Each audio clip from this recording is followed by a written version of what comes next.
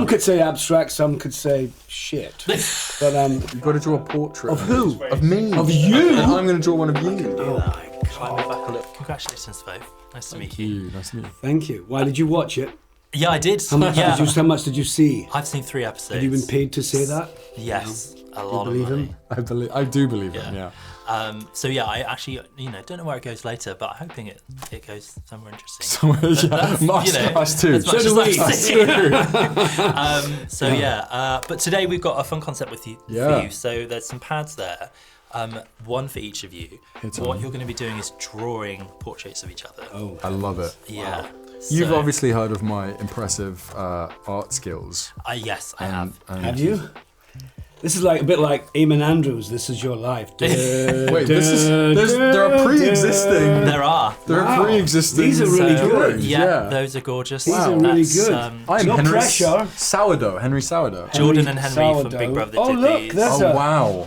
I love that you kept these in. Really good. So this is Nicola Coughlan and Amy Lou Wood's drawings of each other. Yeah. She's an incredible actress. That's really good. Yeah, she's a better artist though. And then the final ones are What's Olivia going on Colman. here? Who did this? Olivia Colman did that one.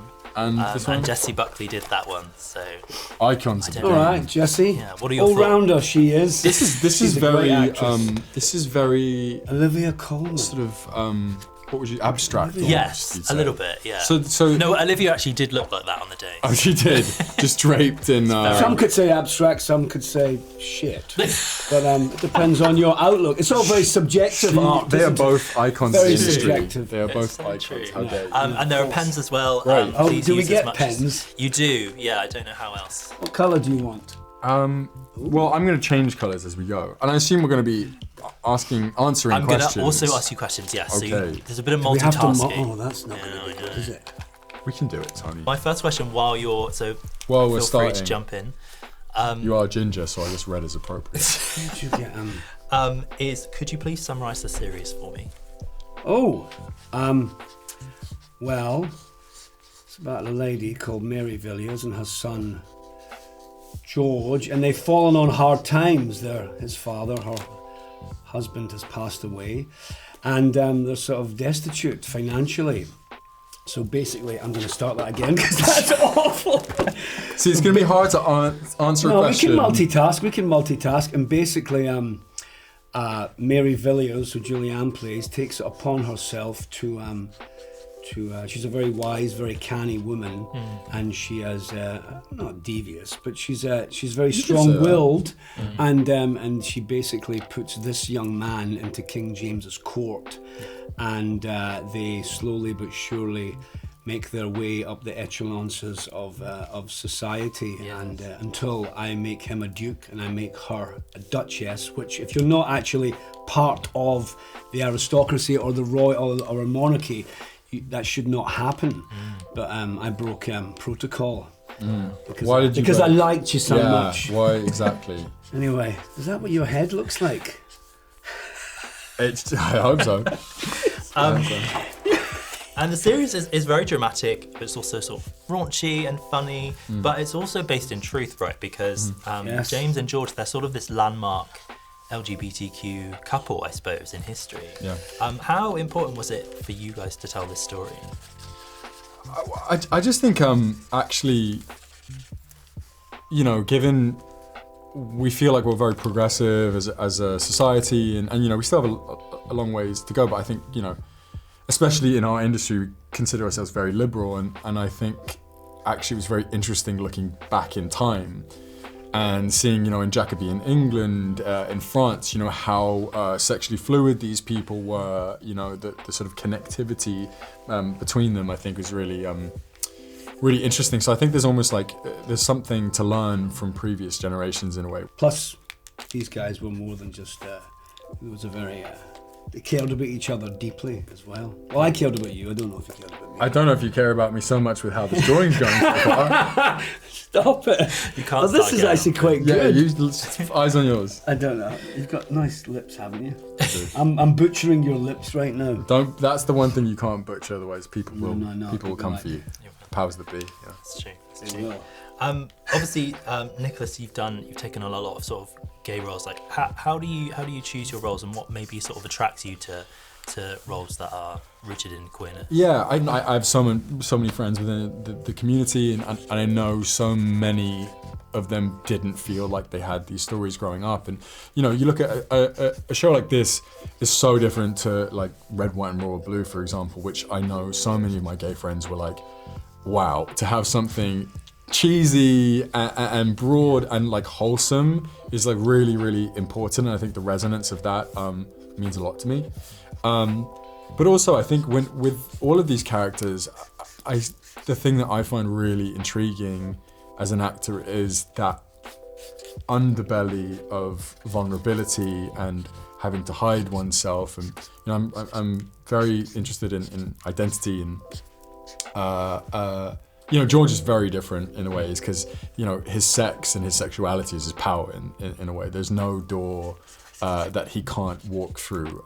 You know, there's no one he won't seduce if it leads to power. So I think they've just all been really rich characters in of themselves, and you know, you read that in script and it just becomes a bit of a no-brainer. Yeah. What? I look like the devil. You look a bit pudgy in this, but I don't think that's far from the truth. Is that, you know, is that wrong to say? Can I say that? I mean, well built. Well, you're still an embryo. How old are you? 18? In my life. Were you born this century? When were you born? I'm 12 years old. 12. Yeah. Mentally, you're 12. Yeah, it's such a fascinating period of history, like you say. Did you learn much about the Stuarts from doing this? Well, yeah, it's actually interesting because yeah. I feel like the Jacobeans haven't really been sort of publicised through you know, film and TV that much. Covered, have They've done they? the Tudors, we've seen Victorians, Edwardians, but yeah, the Jacobeans have really kind of not been shown off. Something. Why is that? That's a little Stuart pin for you there. I gave one to Nick, but he's not wearing it today. Maybe he'll wear it tonight. Who knows? Maybe he doesn't care. Tony doesn't really understand the concept of fashion, so I was like, I don't really want it. You don't think I look good today? You don't think I look fashionable? As good as you've ever looked. These are all which my is own saying clothes. Something. No, the Stuart, I think it's a period, as Nick said there, that you've got the Tudors and Edwardian, Victorian, Elizabethan. But yeah, the Jacobean time, especially the Villiers, my goodness, half a mile away from here, George Villiers, Mary Villiers and King James are all buried in Westminster Abbey. So I think it's kind of incredible that we haven't actually heard about this woman, Mary Villiers, and her son up until now. So hopefully people will respond. The series has been described by one Nicholas Galitzine as dark, sexy sex. Is that how you say your name? Not quite, but to be fair to you, I mean, it is a difficult name to pronounce. I've written it phonetically. I've butchered it many times. Galitzine. Galitzine. When you say that so nice, perfect. say that again. Thank you. You calm down. Don't make fun of people. Just no, but that was I wasn't going to pick you up on it, but thanks for the effort. I did, yeah. Thank you. I've had a lifetime of that. Can I have more colour, please? I need more colour in my Here, have some more colour. Dark Sexy Sex was, by the way, can I just say, they pulled me aside to do that with like 5 minutes in between takes, and I was very stressed out. Stop looking at my work. You look like Van Gogh, actually, that's good. It's good. out there now. So, it is out there, yeah. What were those more physical scenes like to film? I have to ask. Nightmare, absolute nightmare. Well, he never shaved, he'd halitosis. I mean, I don't breath. have much facial hair anyway, let's be honest. But I'll be serious, go on. I mean, I'd be interested to hear what you had to say. I had to sleep with a lot of characters. I think we did a body count in preparation by the end. for the role? Yeah, in preparation and during, and after, actually. Wow. Couldn't get enough. Couldn't get enough. No, it's funny how I think I'd done sort of intimacy work before, you know, Red, White and Royal Blue and on a few other occasions, and like it's amazing how comfortable you can become in that sort of setting, and especially, you know, I had to because of George. You know, that's his currency in the world. That's how he achieves what he wants, and you know, with Tony, it's funny because obviously you can see we're good mates, but are we? I like to think so. Only a true mate would say that. Exactly. But I think we immediately like wanted to connect and like get to know each other because we knew we'd have to kind of undertake all of these scenes, and And I think it really helped with like the intimacy and the love that kind of existed between them. Yeah, because obviously, as you can tell, Nick doesn't have much levity about him, and I try to lighten up on set, especially when you're When I'm trying standing there with 5 other naked geezers, and you're like, did they work out in the Jacobin era? You know, I haven't been eating for 3 months to prepare for this, true. and all these other guys are like, you know, Magic Mike. I have to say, you know, I think there's certain people have been speaking about the necessity of sex and intimacy in you know, film and TV, and I think in certain cases maybe it's not integral, but I think, you know, for our show, I mean, yes, we want to curate this sense of sensuality and intrigue for the era, but like, I think it serves in a big capacity, you know. You both have scenes with Julianne, obviously. Can you tell me something about Julianne that might surprise people? She's a redhead, isn't she? She's a natural redhead. What? I know. She's a natural. It's sickening. What I will say, I'm sure she wouldn't mind me saying this. I mean, you know, we obviously see her as this like incredible, dramatic actress, but the levity she brings to the set before actually shooting she's so amicable, and she's really bouncy. Yeah. She does this little dance. She makes up these little songs before shooting. She was just singing in there. Yeah, she's always singing. I don't think she likes to go like so like dark before a take, even if we're doing something really emotional. And I think that's really smart, and it kind of creates a sense of ease with the people around her. Yeah. It keeps it sort of loose. Yeah. When I first met Julianne, came into we're in a rehearsal room in the studios, and we were introduced to each other, and I said, "Hi, Julianne, how you doing? Tony, nice to meet you." And she's like, "Oh, where are you from, Tony?" And I said, "Oh, I'm Glaswegian." And she goes, I said, "Yeah, I'll be playing this accent hopefully as King James." And she was like, oh my God, you're gonna mess me up, you know? Because I said, why? She goes, I'll be doing like an English accent. And did you know my mother's from Greenock?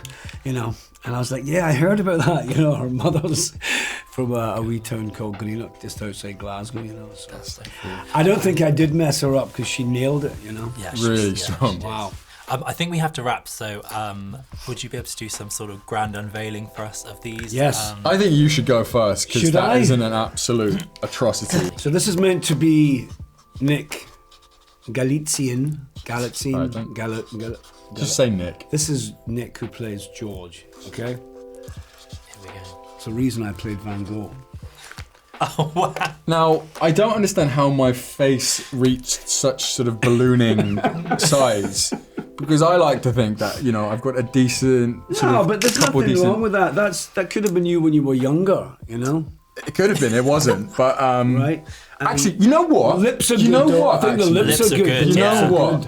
My parents used to call me Cannonball Head when I was a toddler because I had I had a tiny body but a big head, and I used to fall over and smash into things. And do you think your ego has expanded? Yeah, it has. You've It been has. doing Nick, how quite about well. yours?